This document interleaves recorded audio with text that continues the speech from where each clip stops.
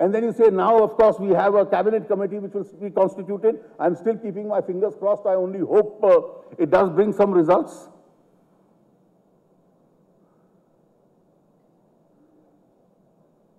Some of the taxation moves, I don't go into each one of them, are driving international investors away.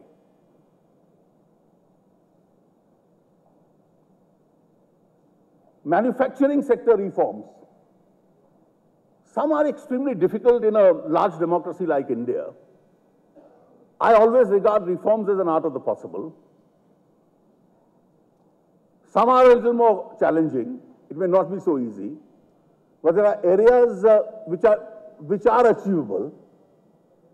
If we don't move an inch in each of these areas, the impact on the economy is going to be seriously adverse. And the reason why this has happened is not that the government or the finance minister didn't know what the problem was and what the possible solution is. After listening to the Prime Minister's speech yesterday, I in fact read the whole transcript.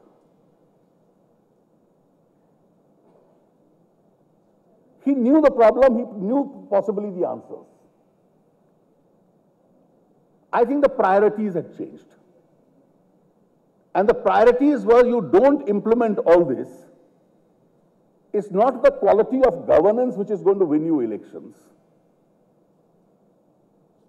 Somewhere in this tenure, UPA 1 and UPA 2, you go in by a different kind of an agenda, and therefore you expand expenditure in different areas.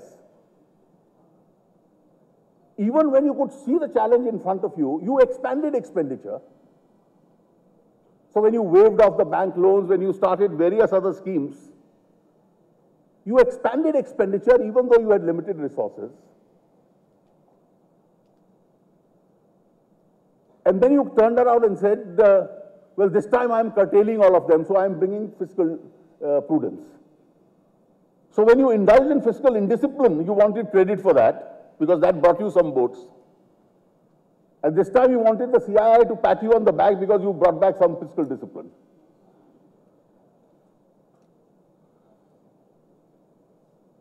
And I think this whole formulation of governance was all oriented towards a particular way of winning elections and getting votes. And even if you didn't have enough seats,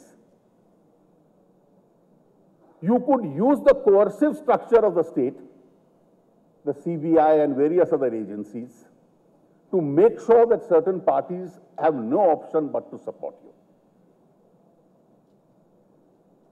The vulnerable are always pliable. So when I read Mr. Mulayam Singh Yadav's statement today, that in the face of the CBI we have no option but to support, it's clear that the vulnerable are pliable. Their Bengal ally was not vulnerable from the point of view of CBI. But the two UP allies are vulnerable. And therefore, they could also derail the agenda in their own manner. And you could use the coercive power of the state. I can assure you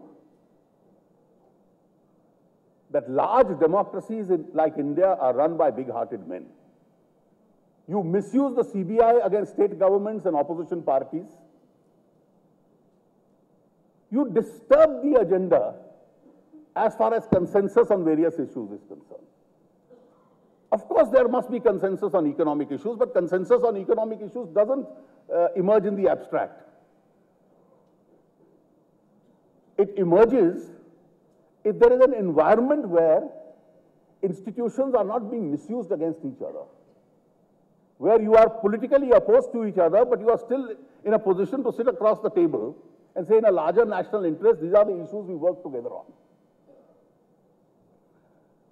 And I think, therefore, it's really, when you speak in terms of imperatives of growth, it's that governance model And I don't subscribe to that governance model where people say the system must now be changed. Well, the system is going to be parliamentary democracy. Your centralization or decentralization of power can increase. It's good if it increases. Your accountability norms must increase. Two more brief points before I take the chair and be open to various questions on what I've said. One is, we must be seriously concerned about the credibility of governance. There is already a lot of suspicion about the system which remains, and therefore institutional mechanisms are some which have to be seriously improved in India. The credibility of premier investigative agencies is in serious doubt. It suffered a setback. Secondly, on this issue of security which you mentioned, I think this is an issue of great concern to India, because security disturbs the entire investment. In a large part of India, it disturbs the investment environment. And there are very large parts of India which have remained disturbed on one occasion or the other because of this. We were fortunate down south we had a problem, we got out of it substantially. Punjab we got out of it. But there are three serious areas which still remain. Kashmir and the problem of cross-border terrorism. Kashmir remains a part of the unfinished agenda of Pakistan after 1947. They have to realize that the age of redrawing boundaries is long over.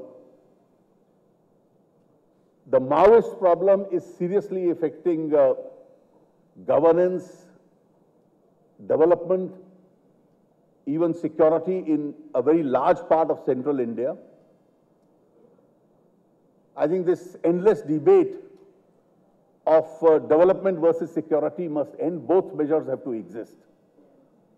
Collectors and PWD departments can't enter those areas where there are landmines. Even to develop those areas, you have to have an adequate security measures in those areas. The Maoists are not any form of reformers in those setups. Their ultimate object is to overthrow India's parliamentary democracy and substitute it with some kind of an ideological ultra-left democracy. Or to use the word democracy itself would not be a correct phrase. The Northeast is another neglected region. And I think for some of us who visit that area repeatedly, their complaint of neglect is genuine. And therefore, when we spend a very large part of our national resources on various schemes,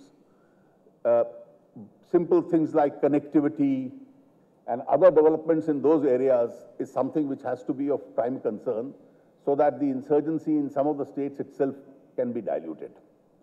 But to deal with the issue of security, we cannot and must not give the impression of being a soft state. Security issues must never be linked up to our ability or desire to get additional votes. They have to be linked up only and only to our national sovereignty concerns. And if large part of India, let's say 150 to 200 districts of the country are disturbed, you are then looking at those districts where in terms of development and growth also there is a big hole as far as the national average is concerned. Besides being issues of very serious concern to the local population in those areas. As a member of the Indian opposition, I hope for my party, this is the last time we are here in the valedictory session. All I have to say is,